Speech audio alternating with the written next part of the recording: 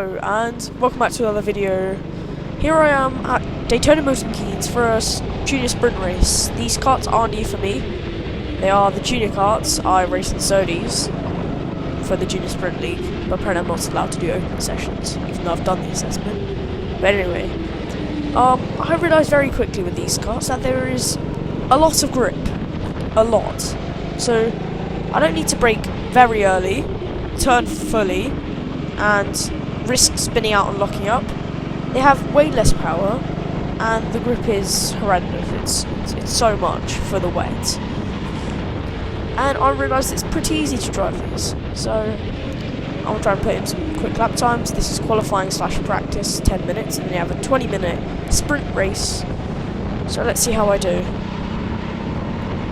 This is my new camera angle. I've got it on the chin mount, and yeah, I might be short, and that's why it looks a bit low to the ground, but it is what it is. Tell me in the comments if it looks better like this or the head cam, because I've got a new helmet which I can't really put a head cam on it because it's in the back, so just tell me if I should put it in the chin mount or the head mount.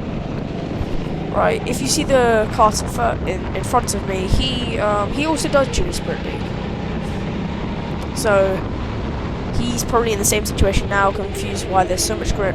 But there's other people in this. I saw someone with a Club 100 banner, like sticker on the helmet, and later on I looked them up. I looked into the Club 100, and I saw them. They do Club 100 lightweight. So now I know that I'm in for something. And here was a yellow flag, and then this car in green points me through.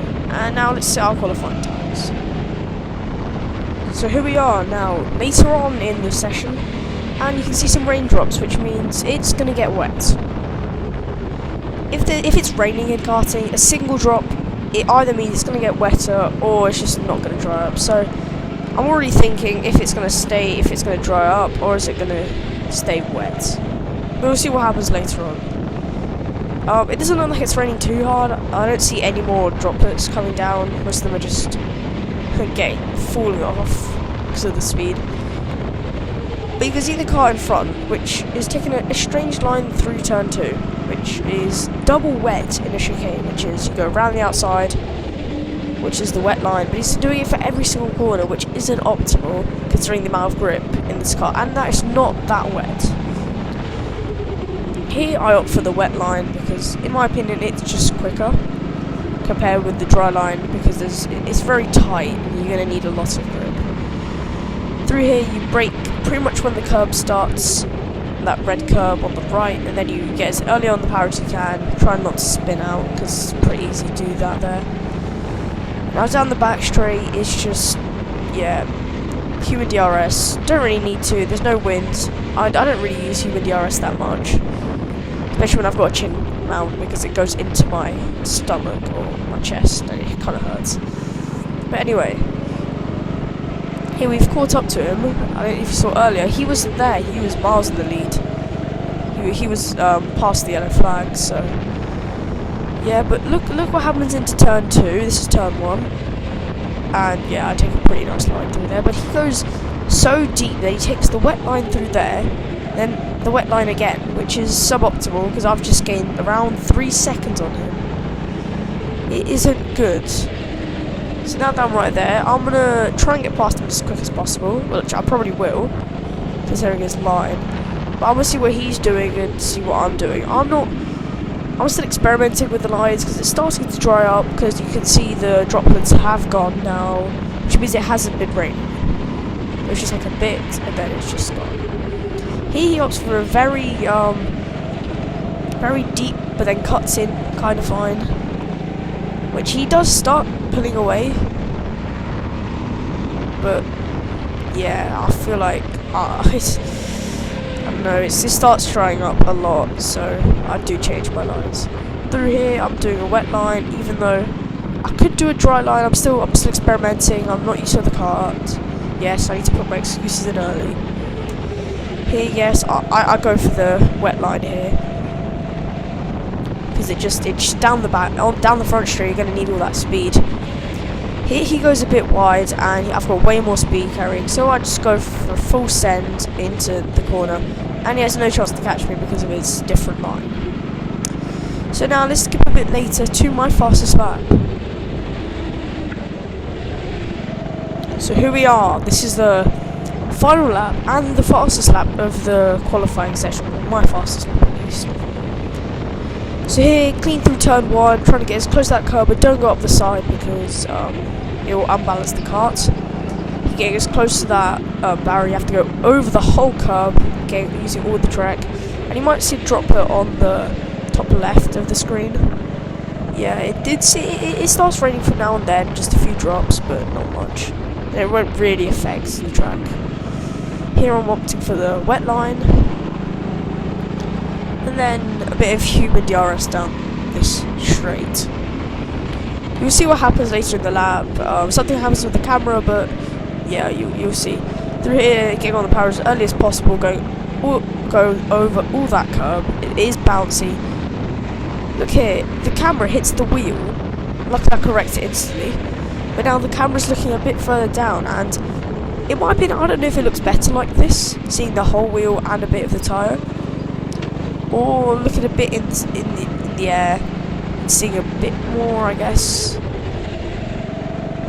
But I find it, I don't know. Tell me in the comments as well. And now this is a cadet kart. We're coming up to, and it's the end of the practice / qualifying session. Here, and yeah, I have to do a very slow lap to the end of the back straight, and I adjust my camera back. You can tell that it looks a bit different. I don't know. Don't know if it looks better this way or that, or the other way. When it was turned, yeah. But anyway, there are two classes in this race. You have the cadets, which is 8 years old to 11 years old, and then you have the juniors, which is 12 to 15 years old. So yeah, you're gonna have both. You're gonna have a lot of back markers because the cadets in the race, the cadets get released after the juniors. They're not all at the same time, and some interesting things happen in the race.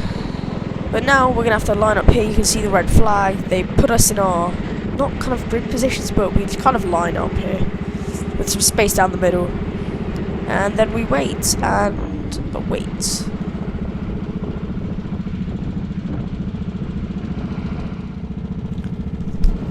So now the wait is over, and he's gonna point me with his flag, and I'm in pole position for the race. And now we're on just skip to the front straight. We have to just line up, and that car goes away from the box, and I'm not expecting it. But then all of a sudden it says visors down.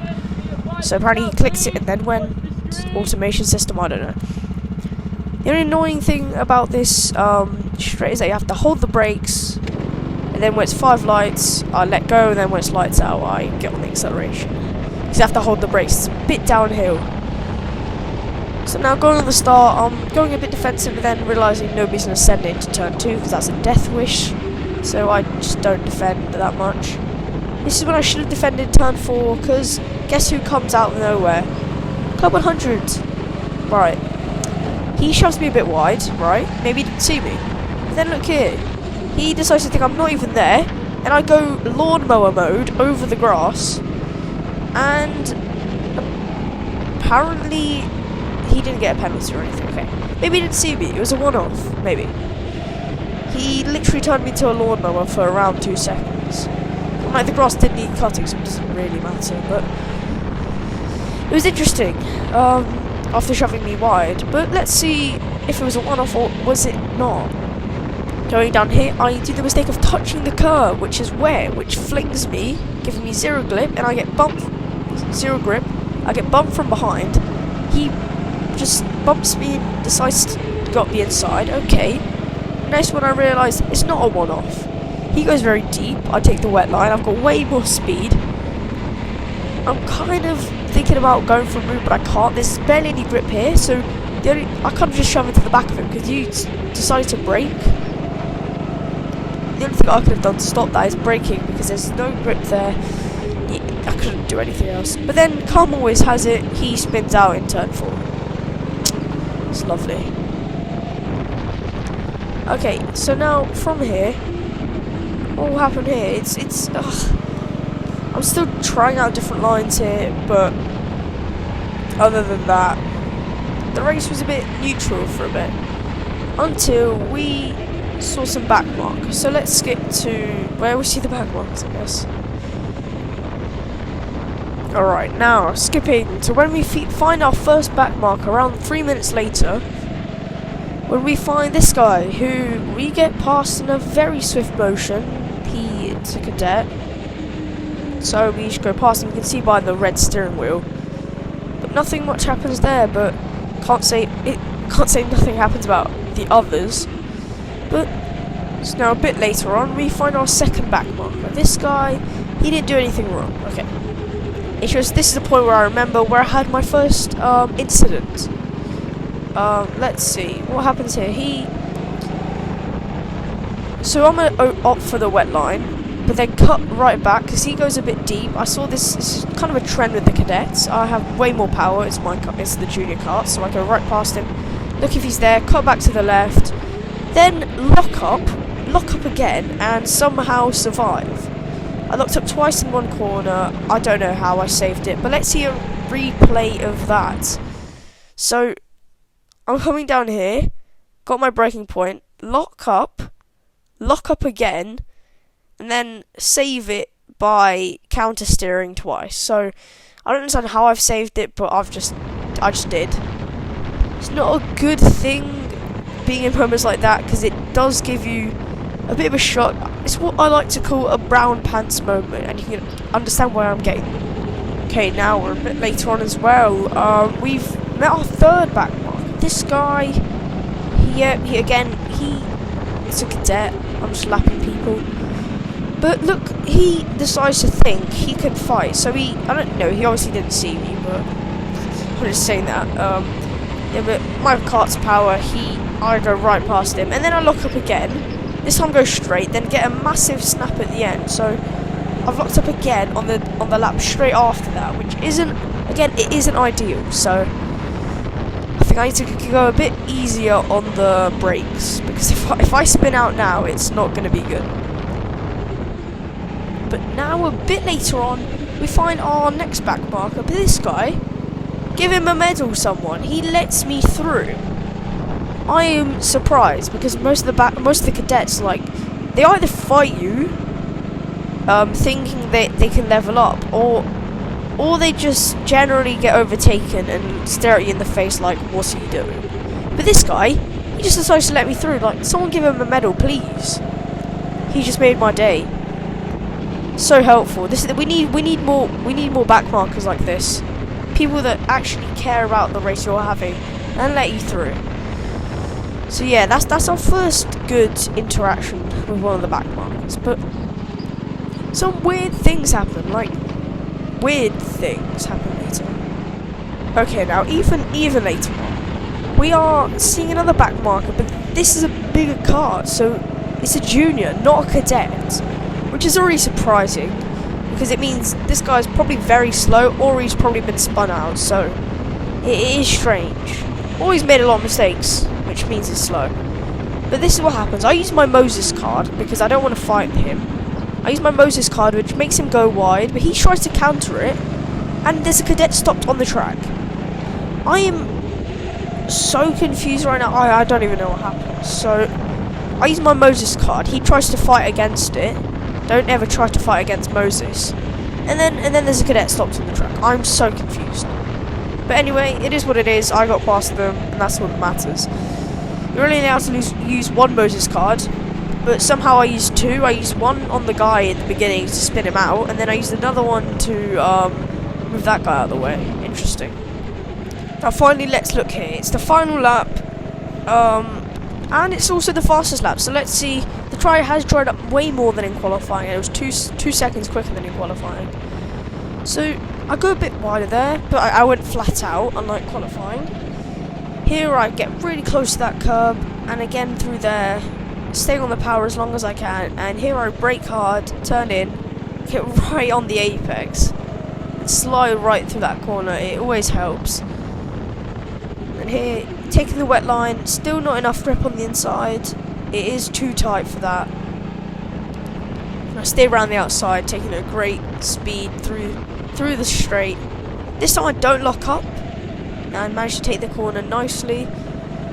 Most of the race I wasn't really pushing until the final lap because I didn't really need to. And I wasn't braking that late, but this is when I start going. This is when I start pushing. This corner flat out now. Brake here, get right on there on the apex, slide through the corner, use all the track. Now, will I spin out on the final corner? Will it happen? Will someone use a Moses card against me? And they will not.